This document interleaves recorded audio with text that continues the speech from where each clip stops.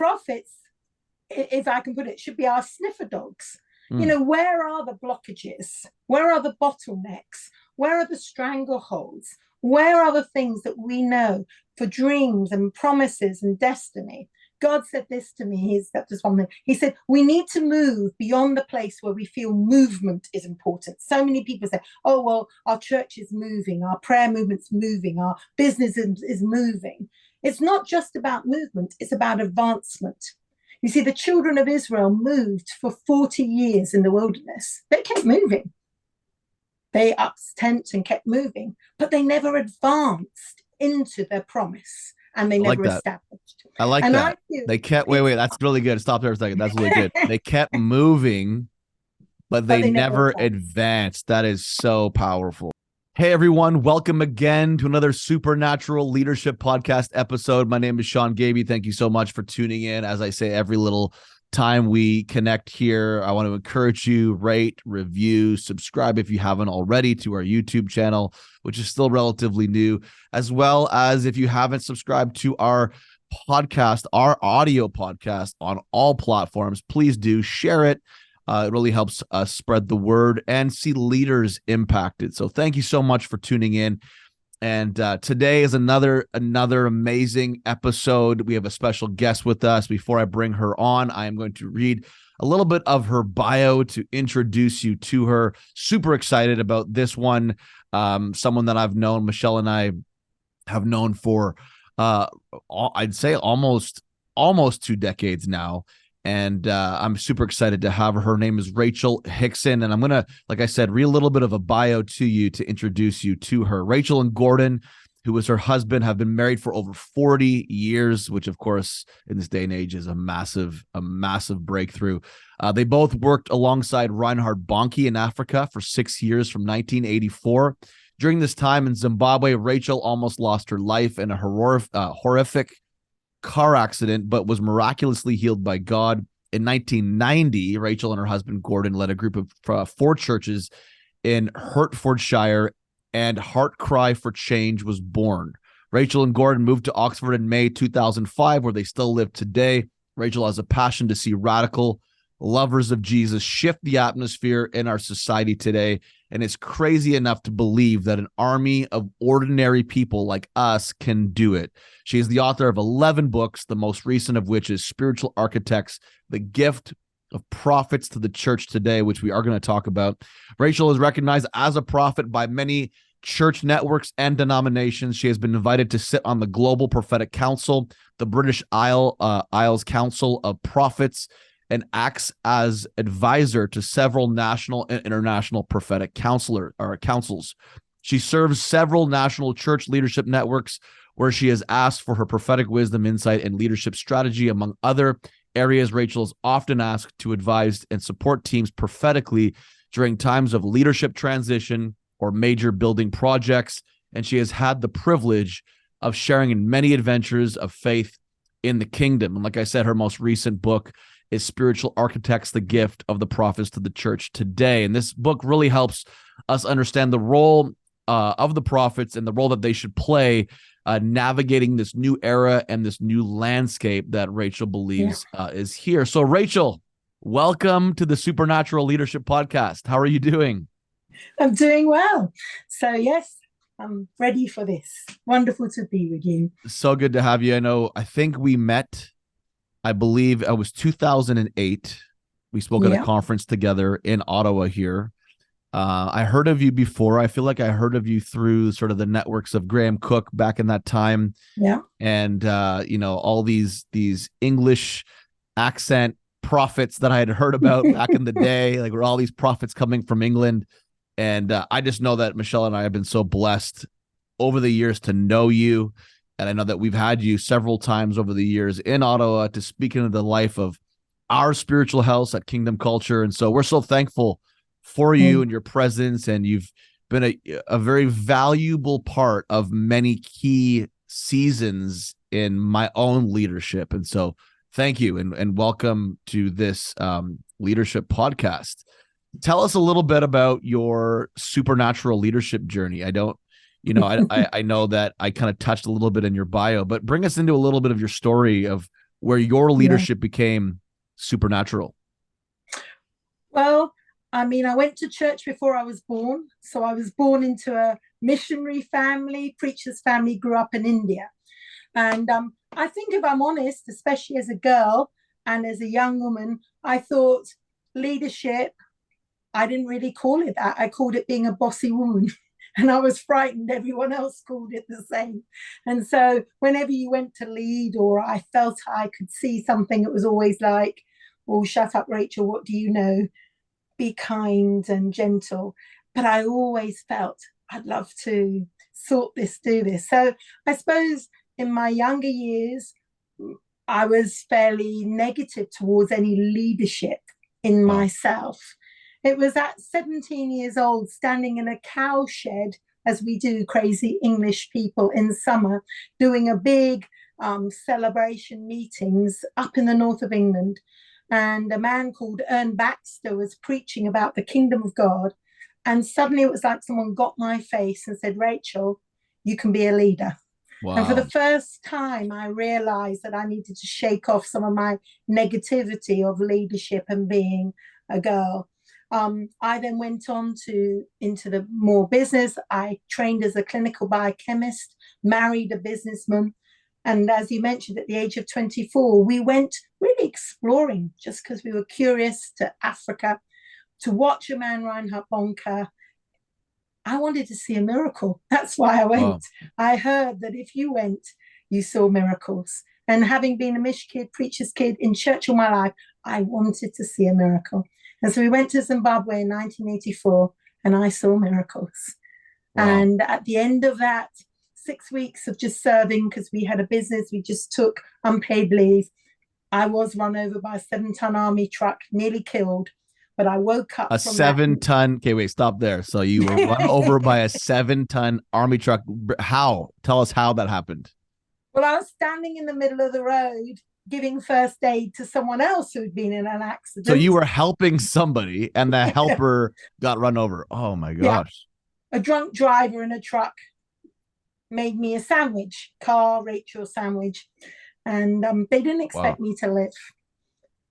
But I think when I woke up from that, and I knew everyone had been praying, and my dad with his earnest eyes looking at me saying, you shall not die but live. Wow. Again, a supernatural encounter. And I thought, come on, Rachel, do what you're made to do. So, okay, the truck ran over you. So since we're there, this is powerful. Yeah.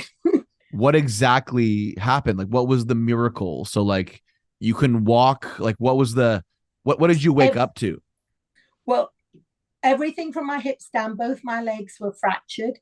My right leg in 5 places, left leg in 2 places. But the fat tissue in my bones got into my bloodstream, up into my brainstem, and I have what's called multi-fat embolisms. And those embolisms lodged into the brainstem. And so I was deeply unconscious. You normally die, and especially in Africa. But wow. That people prayed for 5 days, and I live today with brain normal, but my kids don't think so. Wow. So were you like you were in a coma? Oh yeah, deep coma. Wow. And then you just woke up out of the coma, and like you were fine. Like you could. How was the walking? What happened there? What happened with that? I woke up from the coma totally fine, but it took me 4 years. I was in a wheelchair, and 4 years to learn to walk again. And that was grace, patience, and a lot of prayer and tears. But now, that was medicine and miracles. Did the doctors say that you wouldn't walk again? Oh yeah. My right leg especially was so severely damaged. They were preparing me for being in a wheelchair. But literally, I did a whole lot of physiotherapy. We'd get stuck. The church would pray. I'd get another breakthrough. It was just, God was so faithful and kind. That's amazing. So the mix of sort of the miraculous and the wrestle of like stewarding your body really became a part of your story. That's powerful. Medicine, miracles working together. Wow. So you're considered a prophet, and this is a supernatural leadership podcast. We believe in this. We teach it. We believe in Ephesians 4:11. We believe apostles, prophets, evangelists, pastors, teachers still function today, are training the body, equipping the body to do the stuff of the kingdom. You are a prophet. I've witnessed that firsthand. I know you. I've walked with you. I've observed you over the years. I've also heard so many amazing stories. In fact, I feel like one of the intros to who you were to me when somebody first talked to me about you was your influence within the political sphere as a prophet. I would hear these stories of your advisory to political leaders, and I was always super encouraged and inspired by how you walked and navigated that. So tell us a little bit about that. Like, what and I know in context to your book, I'm assuming there's lots of connection to your influence in the marketplace and the book that you just wrote. First, before you go into this a little bit, but what is the role of a prophet both in the church and outside of the church? Well, I think so often we've given it such a spiritual definition. So almost to shake us out of it, I've called my new book Spiritual Architects, because what I believe is in this 21st century, post-COVID, all sorts of things have shifted. The way we go to work has shifted, the way we do education. I live in Oxford, a massive education city, and it's shifted. The way students come and learn is different. Church, maybe, we're discovering, do the volunteers come back the same ways? What does church look like? Whereas people came every Sunday, maybe they're coming once a month. What about pajama online church and in the house church? Do we like that? Should we as a prophet get our fingers up and say, get off your sofas, get to church? I had someone say, well, I'm going to make them do it. And I said, that's an interesting word, considering the church is a massive volunteer organization. I said, surely a better construct is we should provoke them. And that's part of the prophet's gift, to provoke, to encourage, to show the way, to enlighten. And so if we take this definition, a spiritual architect, when we talk about it's a new era, a new day, doesn't mean that it's everything, sanitized and completely new.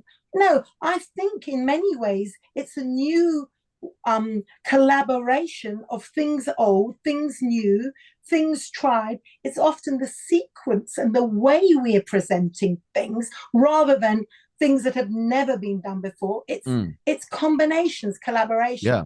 The way that's interesting. That's really interesting because I came into this new year. Like I didn't know you had this book, but I came into the new year and I launched with a series for our church called New Landscape. And my first several messages was all about this new landscape. And I know you used that word in your book, and it just struck me. It reminded me of this because the way I was pivoting it, you kind of said it, we're not necessarily changing it, but we're representing it. Like when you landscape a backyard, it's still the same backyard before it was landscaped. It just presented differently. So if it was once one big piece of grass, now it's got an interlock patio, it's got a fence, it's got a fountain, it's got a pool. Like it's the same backyard, but presented differently. It's actually utilized better. It's more functional. It's more strategic. For 21st century. Exactly. It's better stewarded. So what is God saying to you specifically? And I actually do want to hit at some point sort of something that stands out to you and your influence in the marketplace. And if we get there, awesome. If we don't, it's fine. But what does, if you were to define some of what the new landscape looks like practically, what would you say? Well, I think it's, we are in a massive preparation season for harvest. I really do believe people are coming to get saved. So we need to look through a lot of our methodology and ways of doing things. Like you say, the principles, the basic structure, the skeleton of the house, the boundaries of the yard are still the same. God's principles never change, but the way we navigate it can. And so I think that what we need to do prophetically is see beyond what we see, to see if we can utilize spiritually even the skills we've been given as apostles, prophets, evangelists, shepherds, and teachers in a more collaborative way to actually help advance people into the promises, both in their workplace, in their community space, and in their spiritual church place. Hmm. And so I think we need to get rid of the very secular and sacred concept that, we come to church and we have a prophet and we go live life and we become entrepreneurial. Well, why can't the prophets in the marketplace begin to ask God to show us what is unseen? It's like, I'm sure we've all bought houses. You buy a house, you like the bones of the house, the skeleton of the house, the principles. I love the house of God. But there's some things in the house of God which today are just working against me rather than working for me. It's right. like, you look at your house and you think that bathroom has to go. That tub, everything, it's leaking, it smells. So you rip it out and you remodel it for what is your taste in 21st. And I think that really to just put the prophet into a place of personal prophecy, giving words, etc. No, let's look at the landscape. If I buy a house that needs renovating, a backyard, I call in the landscape, the architect, and say, what could you build here? Don't bring down the whole roof, but which walls can we knock out? I want to keep the principles. I'm not shifting the principles of God, but I do believe there's a better way to navigate this. Can you show me a way to do church, community, and the business space more collaboratively to make Jesus look good so that we are kingdom culture in Monday to Friday as well as Sunday? And I think it's big conversations. It is. What do you, because my function, I even though I'm a lead pastor, my function and my role would be more as prophet with an apostolic edge, with the teaching edge. It's always been that way, and I know that. And I think I look at the way the church is right now at large, like the ecclesia, the way we function, the way we are expressed as from a congregational perspective globally. Yeah. And sometimes I feel like the war for the prophetic in this context is really hearing, what is the landscape supposed to look like? Because we're bombarded with, let's say, the mega church model. We're bombarded with, this is how you build church. This is the systems. We're bombarded with, these are the models. These are the formulas that make successful congregational communities influence a culture. But then there's always this wrestle as a prophetic person is like, but is that my formula? Is that what God's called me to? What would you say? And I know that I like this conversation right now. I like how this is going. What would you say as a prophet to that specifically, where you have to wrestle between the practical and what works? It's like, if it's not broke, don't fix it model. It's working everywhere. It works in the US. It must work in Canada. It must work in England. That's actually not true. You can't just copy and paste and think it's going to work everywhere.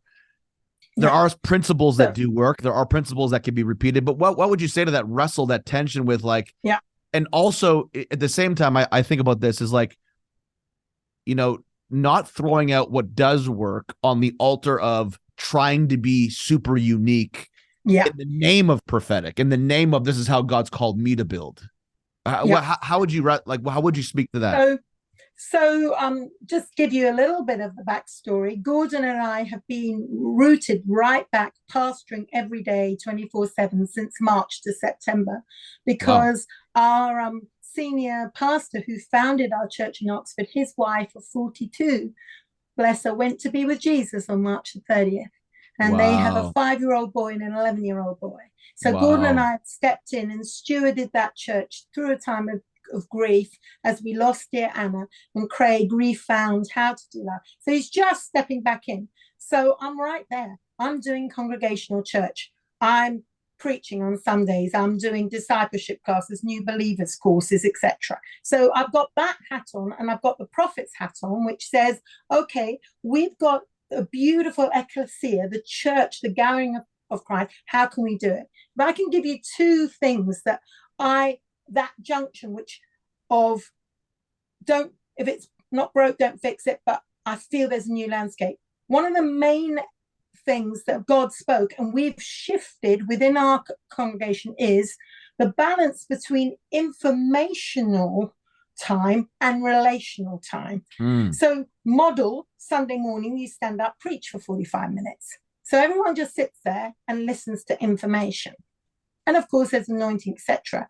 But then we're in a hurry because we want the service done in an hour and a half because we've got kids and da. And so relational time is short.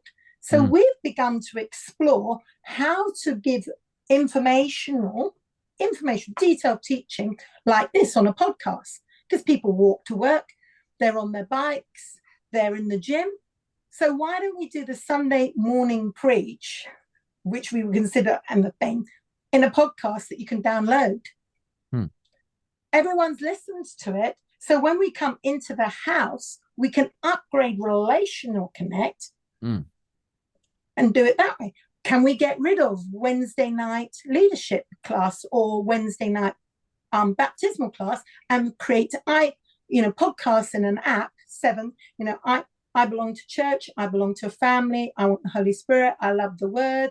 It's our 7 weeks. Put it in an app. So when they come forward and say, I've given my life to Jesus, we give them their book, I Have Decided, and give them the app on their phone, and then we do a mentor construct. And so instead of going 7 weeks to the church to set up the church on Wednesday to do the baptismal class, they now listen. As soon as I can see that they've listened, once they're done, I say, well, I'm your mentor. Do you want to meet for coffee? I sit with that one person for 2 hours because I haven't had to go at 6:30 to set up the church, to do the coffee, to teach the class for an hour, to say goodbye, to lock up the church and go home. I use those slots to meet my baptismal class. So we baptized 9 people, but every single one I baptized, I'd had 2 hours with, prayed through, done the thing. I've never done that before. So that is the prophetic thinking, because one of the things. So now, is this just to ask you, like, is this what you're doing on a Sunday? So like, you don't have the teaching element; they're gathering. We haven't got there to a Sunday yet, but we are doing it in our conference. I've done it on a Saturday, so I've trialed it off the Sunday morning because I think we're still going to freak them out. But we're so putting it around. I think we're going to get there for a Sunday. Wow. And the goal is on a Sunday, when you gather people on a Sunday, it's strictly just what? Like you're gathering worship, really press into the presence of God for a relationship, pray with each other, and then sit more round table and discuss what has been said by front-led questions into action, pray for each other, and ask the next layer of questions. Because we find so many people coming in brand new, they don't even know which way to hold up the Bible. So that if you do that beforehand, we can actually do the next level on a Sunday. Yeah, that's what we're thinking. We're not there yet, but we've done it for Saturdays, for all our Saturday training. We're doing it for our Wednesdays. We've trialed it for conferences. We're sort of getting there for Sunday. Well, it sounds like it sounds like a glorified connect group, really, on a Sunday, where you're gathering to just connect with each other, build relationally, but also grow spiritually. That's what it sounds like. Each other and disciple, because we just think people need to be discipled, and really ask people, well, how are you doing that in your life? Where is that connecting? Did you listen to this? What did it mean to you? Read the Bible, so that we would read the Bible. We've done that in the conference setting. We haven't done it on Sunday yet, so we'll see how that goes. It's amazing. We might need to. Go ahead. What were you saying? I said we might need to just keep the more everyone taught in one place on a Sunday morning, and Sunday evening be more like that. We're just exploring. We're on a journey. It's amazing. I love that. You're willing to explore. So we talked a little bit about the role of the prophet within the house of God, provoking. You use the word provoking. The church, provoking them for more, provoking them to think differently. What would you say now is the role of a prophet to spiritually architect in the marketplace? What does that look like on the day-to-day? Well, we've just convened in Oxford 3 weeks ago something we call the Roundhouse. And I brought together 6 different types of tables. I brought business entrepreneurs who are in the wealth management or legal place. I bought social activists who are like looking at human trafficking, people in the UN, food banks, CAP, Christians Against Poverty, debt management, all that sort of thing. So social action, both within the community and missional.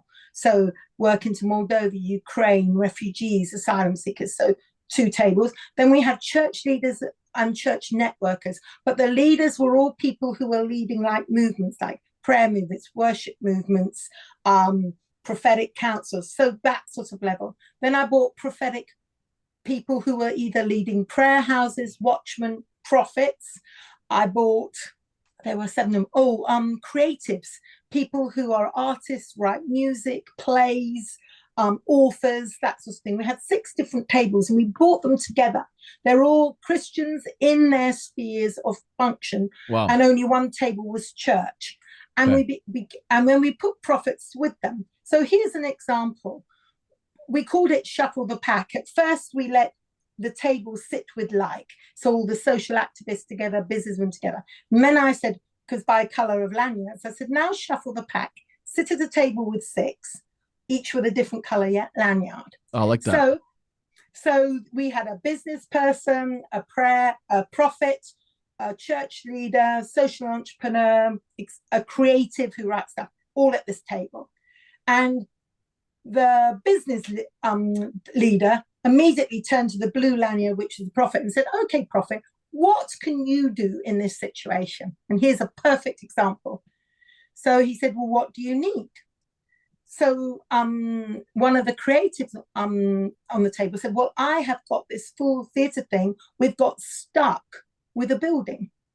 We have the building, we own it, but we have now had a lean-to against us for the gate into our car park.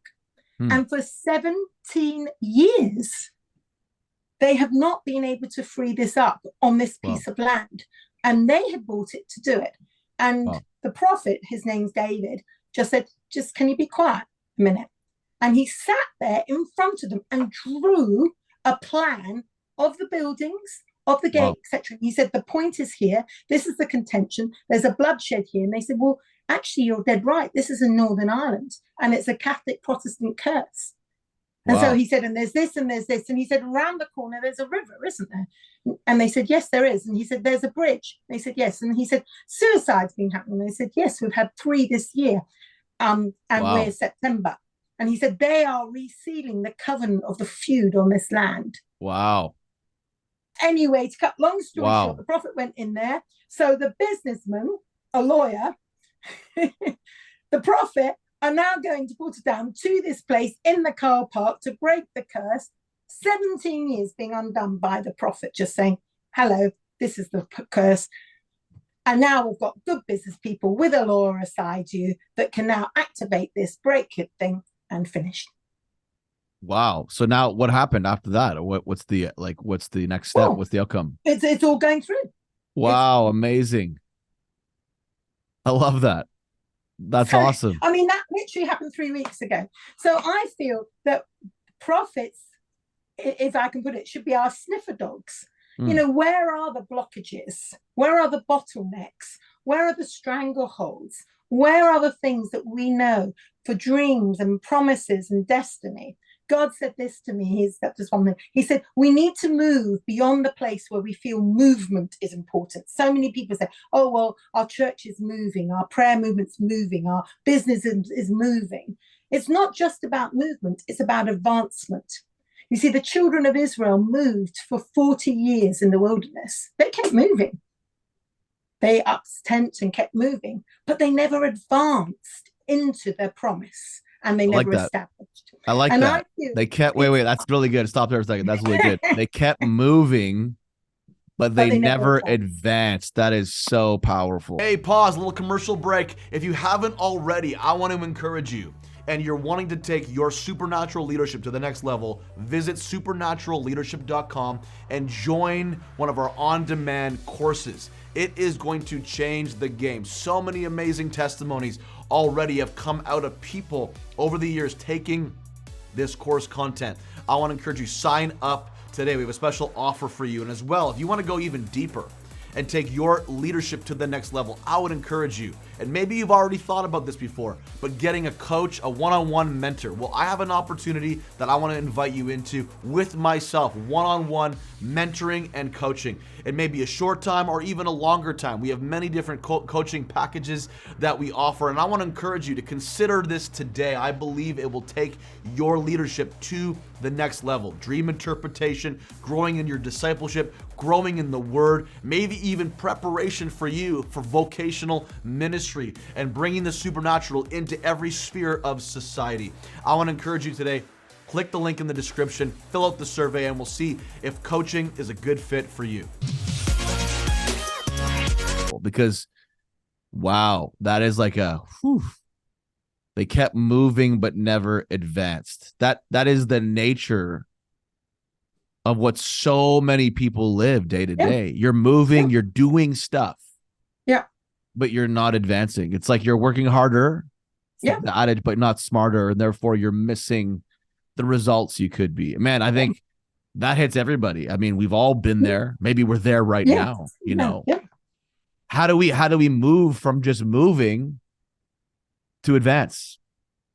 Well, I mean, if you take the Old Testament story, you get out the wilderness mentality of just enough, and as long as I'm moving, I'm okay, to crossing the Jordan, which is another level of consecration and dedication to say, actually, I'm giving and given to advancing into my promise and becoming more intentional. And I think that's where the prophet can sharpen a business and say, what was the foundation stone? Are you just moving profit margins, moving, or are you really building layer on layer on the advancing into the destiny and the promise of what God gave you in this land? Are you building what you should be building? I have a question for you. That's really good. I want to be completely vulnerable here on this, because I feel like, especially in like our circles and the people that I run with and that I associate with, it's very easy as, let's say, like an apostolic leader, a prophetic leader, you know, whatever, to major in solutions for everybody else but yourself. Yeah. You know, and whether people agree or not, you can look at someone's life and look at them and say, wow, it's like and I want to be careful how I word this, but it's like the unfit gym coach that can coach everybody else, but seems to be having a hard time coaching himself. Yeah. Well, I feel like with the fivefold ministry, there are areas of our life personally that maybe aren't advancing. I want to use your language. So are moving, but not advancing. But then it's easier for us to get the word of the Lord and the solution for other people. Yeah. And I know in my own life, I feel this at times. I mean, it's like, you know, it's like parenting, right? It's like you always know how somebody else should parent. Yeah. But then sometimes it's like your own parenting is in dysfunction, right? Yeah.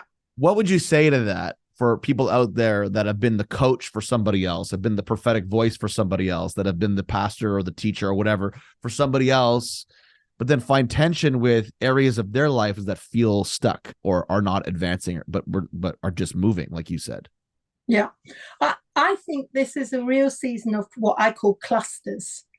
You know, we know the probably, you know, iron sharpens iron, but I feel it is such a time for collaborative thinking. It's round table. I think so often we've gone for the pyramidal, that we work our way up a structure and we become the apex, the head, and then we feel isolated and alone.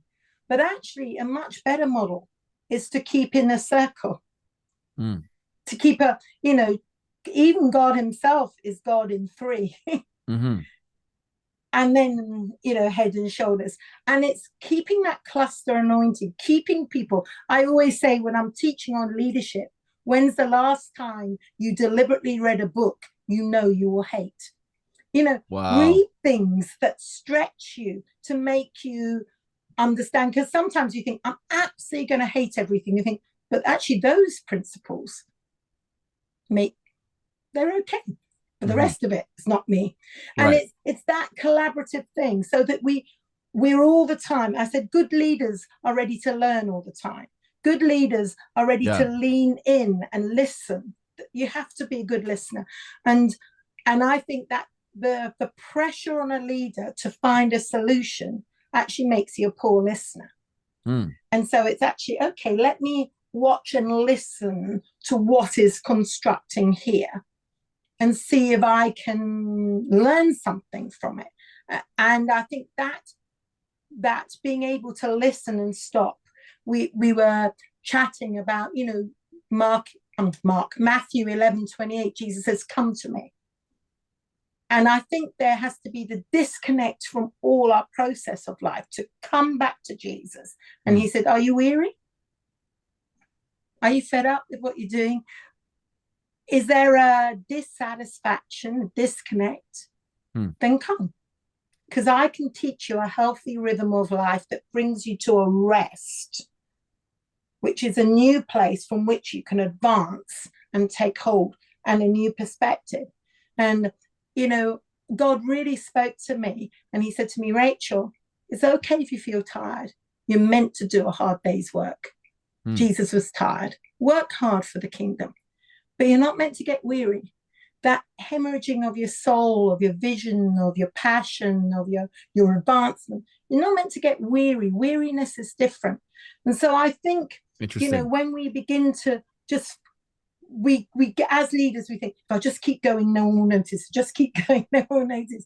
But actually, we've lost the cutting edge. We've lost that sharpening. So how would you, so on that topic, how would you differentiate between, how does somebody become aware of, am I tired or am I actually weary? How does, what's sort of the highlight? Okay. Well, for me, a classic is, you go to bed tired, you sleep really long and hard, you wake up in the morning, you think, oh, that feels better. Then you were tired. You go to bed, you sleep long and hard, you look at your watch, yeah, I had a good 8.5 hours, you wake up in the morning, you think, oh, I can't be bothered. Wow. Then you're weary. Because even though you've slept well, your get up and go just isn't there. You think that's so the difference between physical tiredness and mental weariness, would you classify it like that? Like, yeah, and emotional. Yeah. The phone goes and you think, oh, just let it ring. I don't want to talk to people. Wow. And sometimes it can be just, oh, I'm too tired, I'll get to it in the morning. And that's legitimate. But it's when it's 3 days later and the phone rings, you think, oh, let them be. At least that's how I check myself. I just know if I want to isolate and want to overprotect. it almost sounds to me like weariness would be in the category of visionless. Like when we lose hope, we lose vision, a little bit of hope deferred over time. We get sick. Disappointment. Yeah. Sick and weariness kind of sick in that context. Hope deferred makes the heart sick, but a dream fulfilled is the tree of life. Like sick to me feels in the same lane as weariness. When you're sick in your heart towards the things that once gave you life or that once brought you life. Because I think that's what happens. I mean, if his yoke is truly easy, Jesus said, my yoke is easy, my burden is light. If his yoke is the yoke that harnesses us in, that keeps us connected to the cart, keeps us connected to the one leading us. Yeah. The picture I have in my head. It's actually easy. And if it feels hard, it's because something's off in our perspective. If it feels hard and not easy, and the burden feels heavy and not light, that is the sort of the on-ramp into, I think, what you're saying, weariness. Yeah. Yeah. Because we need a day of rest, and our body does get tired. We do get tired mentally. We do get tired emotionally. We need the day of rest. Jesus, God modeled this in creation. He took a day of rest. Sabbath is important in our life, physically, scientifically speaking. I mean, even outside of spirituality, scientifically speaking, we need a day of rest. But weariness feels like visionless.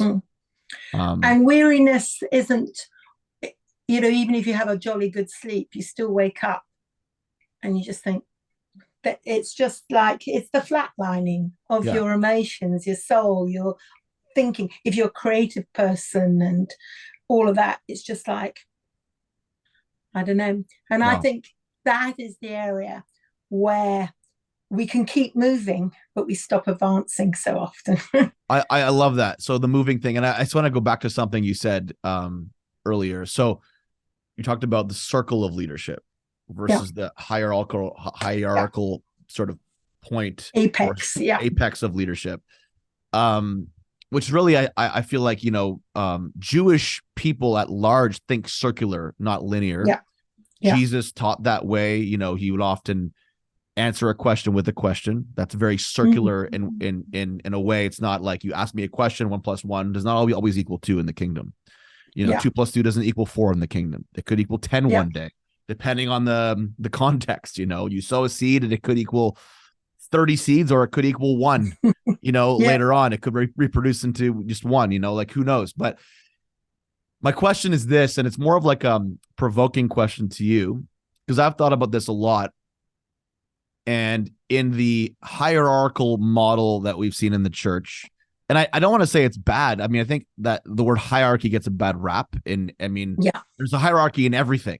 There's a hierarchy in every family unit and every relationship. There's some form of, it's not about dominance. It's not about, even the way that man and woman was created, there was a sequence to it. They weren't created at the same time for a reason. So it's not about dominating and domineering. It's about responsibility. It's about God has given different responsibility to everybody. And if they're all flowing in their responsibilities, then there'll be health in the organization or the hierarchical infrastructure, let's call it. So if we're calling leadership circular in nature, do you believe that there is a place, whether now or in the future of the body of Christ, because I don't know if we've truly seen it, where, I'm trying to word this a certain way here. Could it be that all fivefold ministry leaders lead equal in authority, but different in but operate different in responsibility? Or is there always going to be that one person, sort of the figurehead, that kind of then still has the most authority in the room? Like, speak to that for a second. That's a big one. Yeah, it is a big one. Well, I think it goes back to an understanding of headship. So if we look back in the scripture, it says Christ is the head of the church, and the husband is the head of his wife. And like you said, and that headship shouldn't be dominating. But I've done a lot of study on that word of headship. I'm not smart. Some of the people I work with, I live in Oxford, are You are smart. You're a biochemist. You must be smart.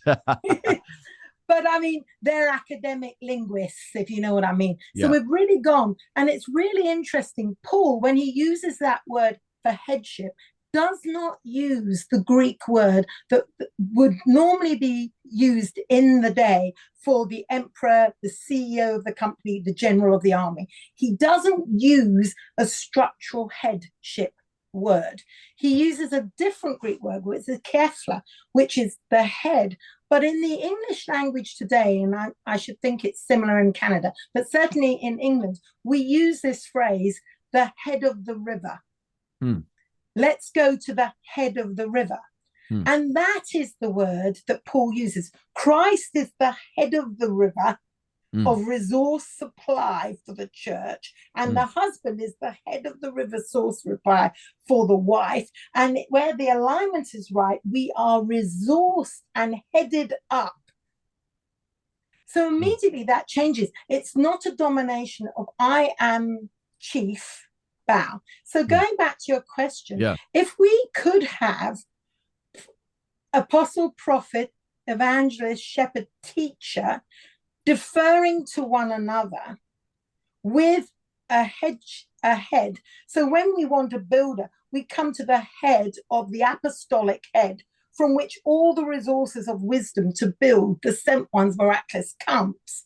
When we need the matters of the heart, we can go to the the pastor who understands the matters, and he carries the grace gift under Christ and all the matters, the resources for the pastoral teaching. We need instruction, care, discernment, understanding, discipleship. We can go to the teacher, and he is graced as the head, so that there is a deferring to one another, honoring to one another. But Christ is the head of the church, and we each recognize the headship. So just a comment on that. Are you saying that when we defer to the specific role in a moment for a specific situation, we then basically crown them as head in the sense we let in that them moment?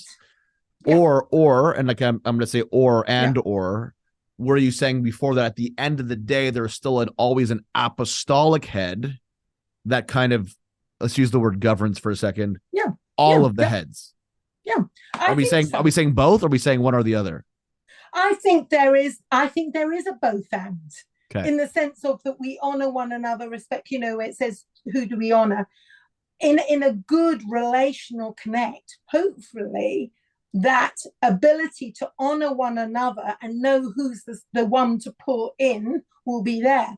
I think like in a good marriage, hopefully, like Gordon always looks at me and says, you do the numbers. I hate doing accounts. So good, where I grew up, that the man always did the money. So I felt guilty for years in our marriage that I sort of sorted it out and did it and hid it, because I thought, I don't want anyone to know.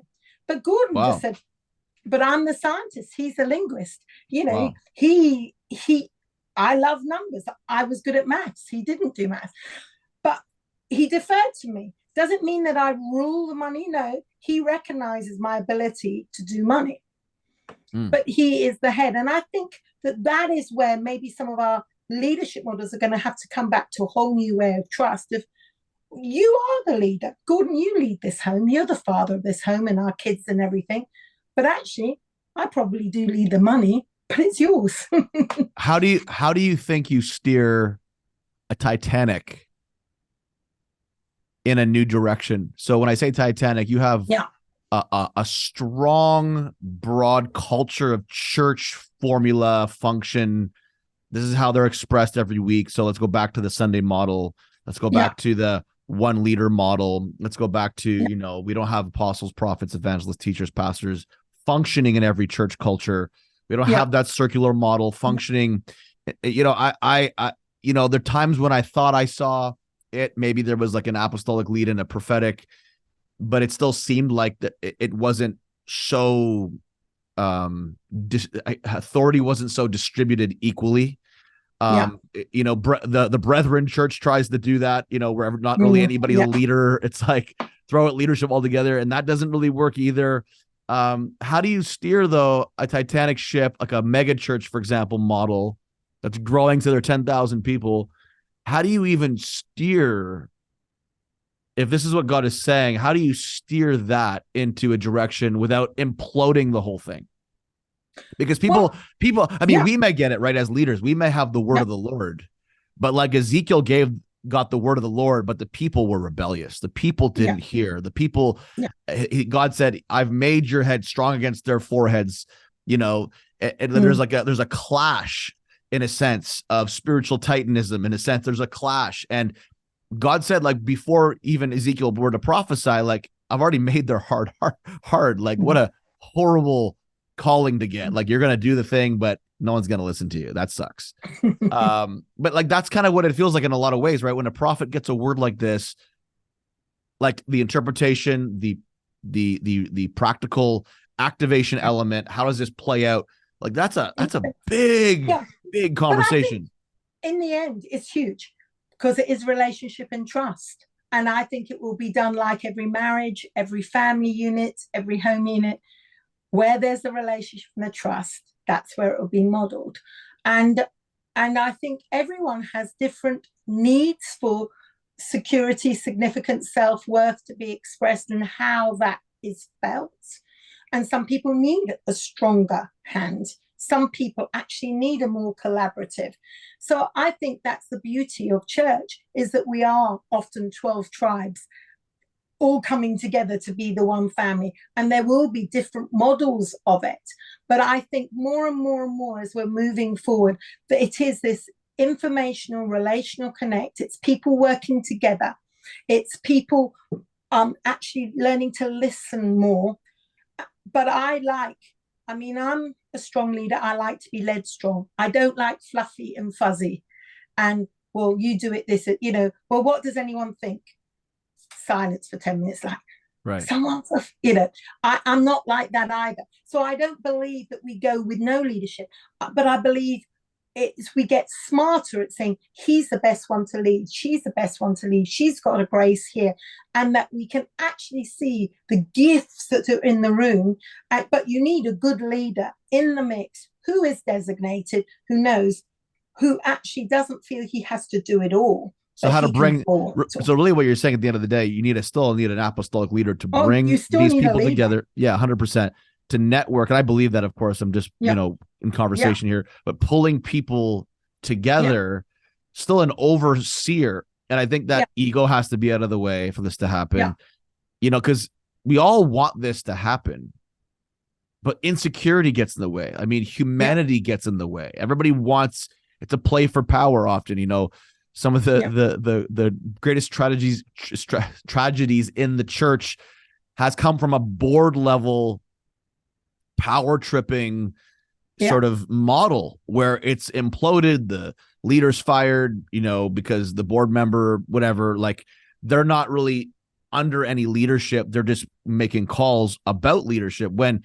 kingdom, God appointed leaders appointed leaders. It was never a vote like that. There was not a democracy where people got voted in because somebody liked them because they were like best friends with the guy, so they voted them in. They got leadership power. That's not how it was in the kingdom, in the New Testament church, anyways. And so like this is a big topic, and I love it because it's like we're wrestling out the tensions, and like your book's all about becoming spiritual architects, the gift of the prophets of the church today, like. The prophets, what would you say the prophet's greatest role then in this context is? Is it finding the solution or cattle prodding the cattle? Well, in my book, I say it's asking questions, asking invasive questions. Are you satisfied? Are you weary? What is the landscape? What are your challenges? Where would you like to grow? And I think it's a season, just like when you've got a house. What do you hate about this house? What do you love about this house? How would you like to use this house? And I think we've got to really listen, even, and be honest with some of the dissatisfaction, and ask the questions, and then do some tough journeys. Wow, that's awesome. Pioneering is hard. It is. So if you want God to speak to you and you're listening and you're at that place where you're weary and you're looking for the word, what's the word for my business? Something needs to shift. I've been moving but not advancing. It's such a great word. Maybe it's family, you've been moving but not advancing. Personal life, maybe it's church, maybe it's your job, your career, you've been moving not advancing, and you're asking God, I'm weary, I need a word, I need the instruction of the Lord. Just know that when you get it, it might feel lonely at times.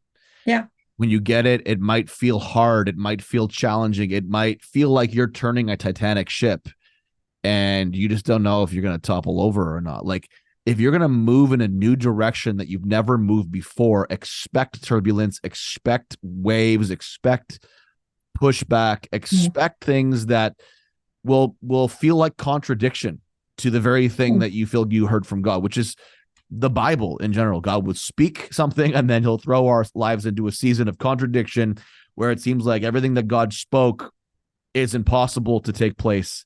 But that's why he is the God of the miraculous. He is the God of the impossible. And that's the God we serve.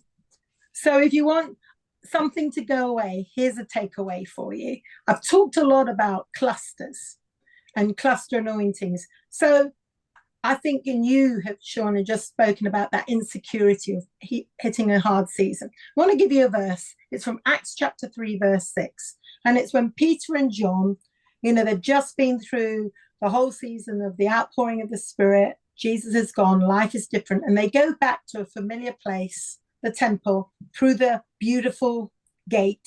And there is a man who says, come on, silver and gold, silver and gold. And they respond in Acts 3, verse 6, silver and gold have I none, but what I have, I give to you. So here's your activation. Are you secure enough to look at your life and say, well, actually, at the moment, this is what I don't have? You see, Peter and John could look at their life and say, silver and gold, I don't have. But they were then able to look at their life and say, but this is what I do have, power to heal, and I give it to you. And I believe in all of us as leaders, we need to come to a place where we're secure enough to say, actually, I haven't got this for this season, but I have got this.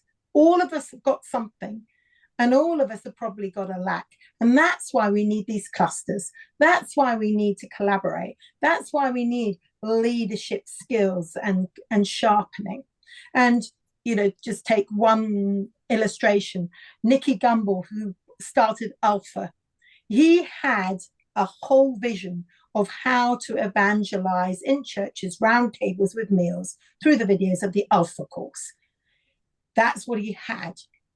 Silver and gold he didn't have. He had nothing, but he had a friend from university called Ken Costa, who was also at Trinity College, Cambridge. And Ken Costa walked into the room and looked at Nicky and said, silver and gold I have. And for 25 years, they've partnered. Ken Costa has financed. Nicky Gumbel has dreamed Alpha. Partnerships, clusters. And I just believe, and I want to say it to those people listening, there are clusters, there are formations, and it's okay to say, this is what I don't have, but this is what I do have. And I believe right across Canada, right across our small, God is bringing collaborative partnerships. And be bold enough to see what you don't have as well as what you do, so that we can advance well together. That's so good. That's really powerful.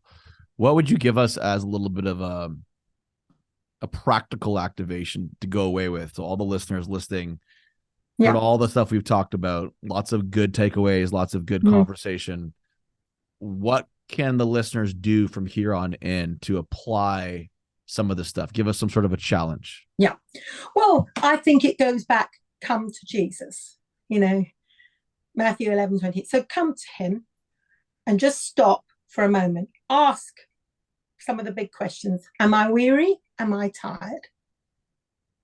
If I'm weary, what are the places where I've lost that sharpness? Write it down. Have a look at your life. Ask you to just do a little bit of quiet time journaling. Am I just moving? Does my life seem to just go in repetitive cycles? Or am I actually advancing? What are the prophetic promises that really resonate, that I feel, no, this has to be done in my life? Write them down. And then the final one, look at your life and think, well, these are the things, the skill sets I haven't really got to get to where I need to. Who in your world has them? How could you practically begin to put them into your life? What are the skill sets you've got that maybe you're not using, that you need to begin to offer? I was walking with a young man who in Exeter. He's a church leader, and he's built his church. And he said, actually, all my pastoring, I've got 30% of my time I could do for something else, because I love to pioneer. And he said, I've now really handed over the everyday running of the church. I've got 30%. I said, what do you love to do? He said, don't laugh at me. I said, no, I won't. I said, tell me. He said, I love policies. I love safeguarding. I love HR. I love writing all the legal stuff. I said, you're joking. He said, no, I dream about it. I listen to conversations. I said, oh, that's an HR. And I said, you would be superb at the headquarters of your denomination. Wow. And he said, really? I said, you're a dream. Come work for me. Do all my safeguarding, ethics, policies, etc. He said, I absolutely love it. I used to work for the police and da-da-da-da. So I put him in touch with the thing. So he's now working for them, 35% in his dream, because he had something to give, but he had no idea where. So come on. I love that. In your hands. I love that. God said to Moses, what's in your hand? And when he was questioning everything. Yeah. And he's like, I had a staff, and the staff was the tool that God used to initiate His everything. next step. Yeah, his next step. So that's amazing, Rachel. Thank you so much. So I want to encourage everybody out here listening to get Rachel's new book, Spiritual Architects, The Gift of Prophets to the Church Today. Yeah, if you're watching, you can see it. If you're listening, you can't see it. But we're going to put all the information in the description below, online, in the YouTube, also in the audio. It's available on Amazon in paperback and Kindle formats. And all of her books actually are available on Amazon. So search Rachel Hickson, and you'll find all of them there. But really, I want to encourage you also visit her website. Again, the website will be in the description below. Check out what she does, her ministry, what she represents, her YouTube. Support, give, partner with who she is and what she's doing. Incredible things are happening through her life, and I've had the privilege of observing a lot of that over the last almost 2 decades now. So, Rachel, thank you so much for your time. Thank you so much for coming onto this. I honestly have to say, like, during the podcast, I was like, man, I'd love to do like a multiple part chat on the prophet specifically with you and really explore that. And like I said, I didn't even really know you had this book until recently. I'm sorry. So this is awesome. So yeah, if you're open, I'd love to have you on again and really dive in deep on this, because it's a needed chat, especially in this day and age. So thank you to all the listeners out there. Once again, this is the Supernatural Leadership Podcast. Every one of you has a leader within. So let's make that leader a little more supernatural. Until next time, we will see you soon.